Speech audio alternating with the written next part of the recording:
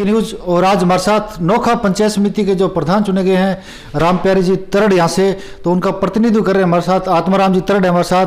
तो हमारे साथ डॉक्टर बेगाराम जी तरड़ भी हमारे साथ है, उनसे बना तो उनसे बात करेंगे भी आज ये जो बोर्ड बना है बीजेपी के अंदर तो ये किसकी भूमिका रही और पंचायत समिति के अंदर ऐसी कौन सी बड़ी समस्या है जिसको लेकर ये इन्होंने चुनाव लड़ा। पिछली बार भी जनता ने अच्छा बहुमत दिया था भाजपा को, एक कड़ी से कड़ी जोड़ी थी, लेकिन कहीं न कहीं जो बीकानेर जिले के अंदर हमने देखा था भ्रष्टाचार की जो यहाँ से जो भ्रष्टाचार के आरोप लगे थे तो उस पर बात करेंगे। साहब पहले जीत की बहुत बहुत बधाई आपको। धन्यवाद सर जी। तो जैसे अभी आप यहाँ से प्रधान चुने गए आपके माता जी, तो ये जो जीत का श्रेय है किसको देना चाहोगे आप? इसका श्रेय मैं जनता को देना चाहूँगा और पूरी भाजपा की टीम को देना चाहूँगा जिन्होंने हम पे विश्वास जताया और हमें इस काबिल समझा। जी। तो आत्माराम जी जैसे यहाँ से सरकार है कांग्रेस की, लेकिन आपके जो विधायक है वो भी भाजपा से है और यहाँ से जो आप प्रधान चुने गए वो भी भारतीय जनता पार्टी से, तो क्या लगता है कि अब की बार विकास कुछ अलग देखने को मिलेगा? बिल्कुल मिलेगा सर। देखो मैं तो छात्र राजनीति आया हूँ, है ना। छात्र राजनीति में विकास, ये जो अपने बजट जो भी है अपन अधिकार अपना मांगेंगे और जरूरत पड़ी तो लड़ना पड़े तो लड़ के मांगेंगे हमारी पंचायत समिति के लिए हमारा बजट। तो जैसे आपके परिवार के अंदर आप सरपंच का भी आपका कार्यकाल रहा, तो जाहिर सी बात है पंचायत राज का काफ़ी अनुभव है, आप छात्र राजनीति से आए हो, तो क्या लगता है पंचायत समिति में कौन सी बड़ी समस्या है जिसको लेकर आपने चुनाव लड़ा? पंचायत समिति में सबसे बड़ी समस्या है भ्रष्टाचार की। आज गांव का गरीब का रुपये है तो वहाँ पे जैसे मान लो बीडीओ मान लो, आप पंचायत समिति का ऑफिसर मान लो, पहले प्रधान रहे हैं वो मान लो, तो सरपंच मान लो, ये एक प्रक्रिया चल रही है भ्रष्टाचार में जिसमें गांव तक पहुँचते 50 रुपये 100 के 50 रुपये गाँव में आदमी को मिलते हैं। तो मेरा पहला तो ये रहेगा कि मैं गरीब को गणेश मानकर उसकी सेवा करूं और उसके 100 रुपये है तो 100 रुपये उसके जेब में जाने चाहिए, ये मेरा पहला काम रहेगा सर।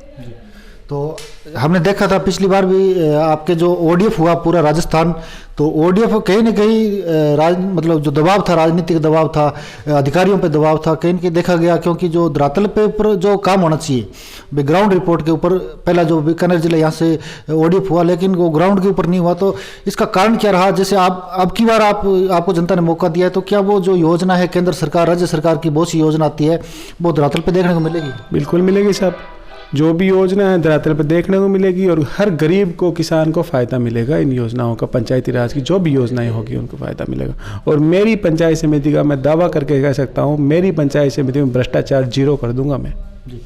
तो इसके अंदर देखा गया जैसे सरपंचों के साथ भेदभाव रहता है, ये कांग्रेस का सरपंच है, ये बीजेपी का है, ये आरएलपी का है, मतलब जो सरपंचों को ज़्यादातर भेदभाव के रूप से देखा जाता है। तो आपका जो कार्यकाल रहने वाला है आपके माता जी का, तो उसके अंदर कुछ भेदभाव रहेगा या सबको समान लेके चलो? देखो सर, मैं तो जनता को देखूंगा।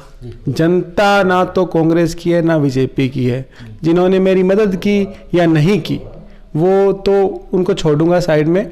अब मैं जनता के लिए जो भी मेरे से जो बनेगा वो करूंगा और कोई पार्टीबाजी नहीं रखूंगा। तो जैसे पूरे भारत देश की बात करेंगे तो जो पंचायती राज की स्थापना हुई वो नागौर से हुई, पहली पंचायत समिति राजस्थान के अंदर, लेकिन आज सबसे ज़्यादा अगर मजबूत माना जाता है तो जैसे केरला का, और बहुत से जो निजी आय पंचायतों की होनी चाहिए वो भी नहीं राजस्थान के अंदर नहीं है, लेकिन हरियाणा पंजाब की बात करेंगे तो काफ़ी निजी आय भी है पंचायतों की। तो जैसे अब की बार पंचायती राज कमज़ोर हो रहा है, तो इसका कारण क्या है? इसका कारण यही है साहब, जैसे अपने जनप्रतिनिधि जनता चुनती है तो वो कमज़ोर लोग होते हैं, वो धरातल से जुड़े होते नहीं हैं, उनको पता ही नहीं है जनता को क्या चाहिए क्यों नहीं चाहिए, लड़ना जानते नहीं है। अफसरशाही हावी है, अफसरशाही को कमज़ोर, नेता मजबूत बनेंगे तो अफसरशाही कमज़ोर होगी, जनता के धरातल पे काम होंगे। अब हमारी पंचायत समिति देख लो आप, वहाँ पे लगभग 30-40 कर्मचारी हैं, तो आज तक ये डरा रहा है वहाँ पे 5, 7, 8 कर्मचारी बैठते हैं। तो हमने तो कल एक लेटर जारी किया है प्रधान ऑफिस से, भाई हर कर्मचारी को सुबह 9:30 बजे से शाम को 6 बजे तक काम करना पड़ेगा, जनता की जो भी काम लेके आए उनकी सेवा करनी पड़ेगी, नहीं तो कार्रवाई। जसरा सर की जनता ने बहुत कुछ दिया है, आपकी जसरा सर के अंदर जो प्रमुख चुने गए वो भी यहाँ से चुने गए हैं, तो क्या लगता है भी अब की बार जो पूरी पंचायत समिति जो नोखा की है तो उसके अंदर आपकी क्या भूमिका रहने वाली है, और जो बोर्ड बना उसके अंदर सबसे ज़्यादा आप किसकी भूमिका रही? बोर्ड बना इसमें सबसे ज़्यादा भूमिका तो साहब बिहारी लाल जी बिश्नोई जी की रही।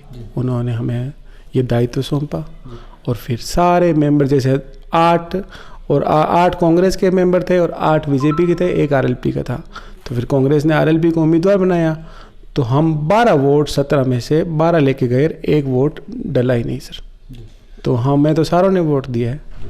तो माना जा रहा है इसके अंदर जो ये चुनाव हुआ, आपका जो प्रधान बने, इसके अंदर कांग्रेस बीजेपी कुछ नहीं रही, आपका जो चेहरा माना गया इसको वही देखा जाता है भी आपका जो चेहरा था प्रधान के लिए आपकी माताजी का, वो उसी को देख के यहाँ से बोर्ड बना। बिल्कुल सर।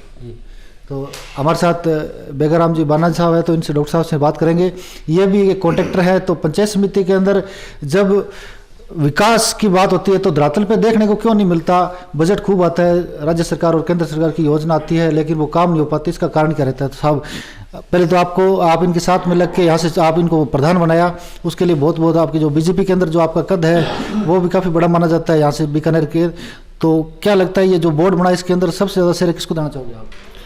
ये पार्टी ने आत्माराम जी को आत्माराम जी की माता जी को उचित कैंडिडेट चुना और इनको सिंबल दिया, तो सबसे बड़ा जो क्रेडिट जाता है वो तो पार्टी को ही जाता है। दूसरी फिर पार्टी के अलावा दूसरी जो पब्लिक जनता जो कैंडिडेट चुन के आए उन्होंने भी इनको उपयुक्त समझा और कांग्रेस के लोगों ने भी इनको वोट किया। इस प्रकार से बीकानेर में सबसे अधिक मतों से ये विजयी हुए, 8 मतों से विजयी बने। तो जैसे आपके विधानसभा से प्रतिपक्ष नेता रामेश्वर लाल ढूंढ जी रहे, उन्होंने भी चुनाव लड़ा विधानसभा के अंदर, लेकिन जनता ने कहीं न कहीं, पिछली बार भी बीजेपी की सरकार थी, तो कहीं न कहीं बीजेपी को यहाँ के जो विपक्ष के अंदर जो आपके एमएलए रहे, अब की बार आपके जो एमएलए है वो विपक्ष के अंदर बैठे हैं, पहले जो एमएलए आपके नेता प्रतिपक्ष थे वो भी विपक्ष में रहे, इसका कारण क्या है? रामेश्वर जी ने पब्लिक की मतलब जा करके उनकी कोई तय नहीं ली, इसलिए पब्लिक ने धीरे धीरे उनसे विश्वास हटाया। रमेश जी पब्लिक का विश्वास जीत नहीं पाए, इसलिए पब्लिक ने उनको नकार दिया।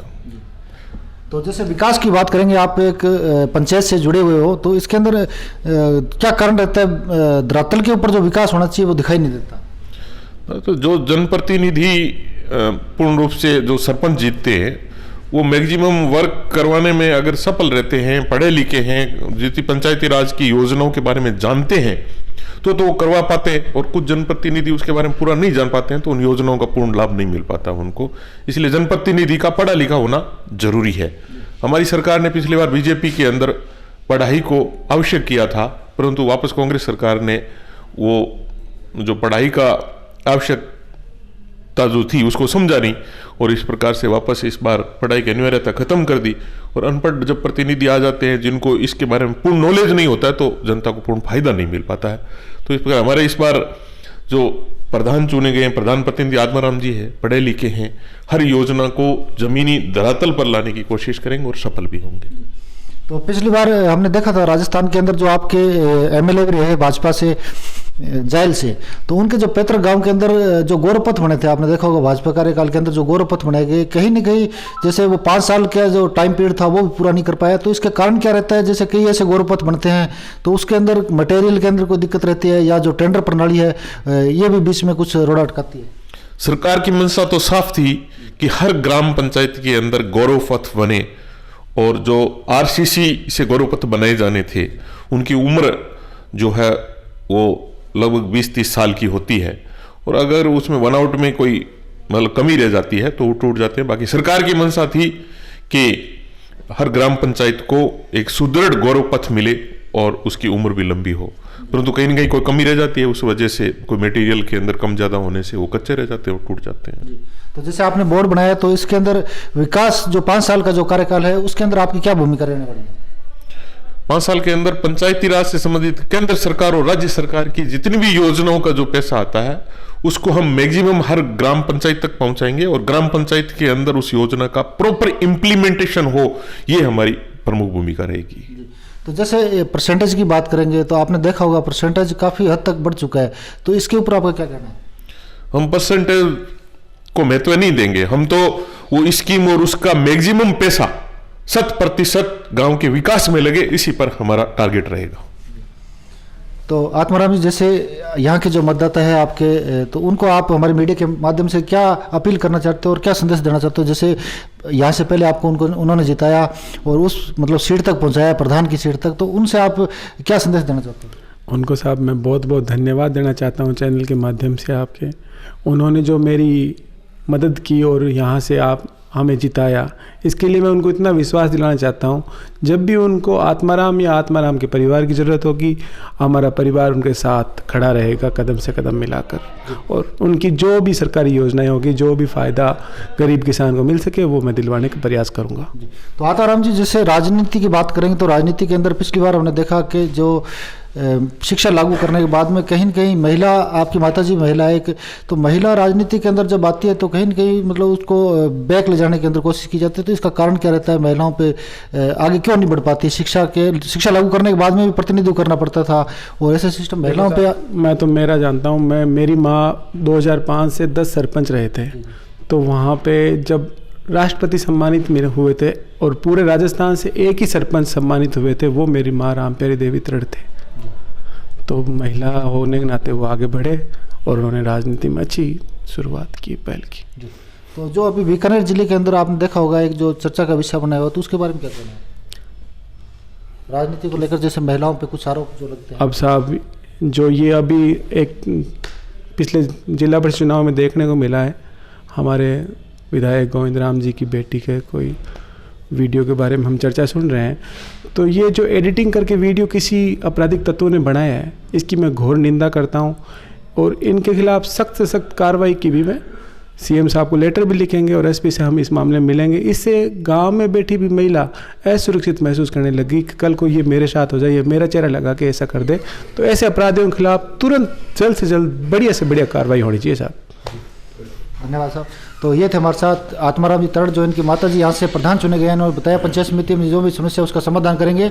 तो एक बार फिर हमारी इनसे 5 साल के अंदर मुलाकात होगी, और पिछली बार जी जो भ्रष्टाचार हुआ उस पर इन्होंने बताया हम अंकुश लगाने की कोशिश करेंगे। तब तक देखते रहिए DPK न्यूज़। मैं आपके साथ सुभाष चौधरी।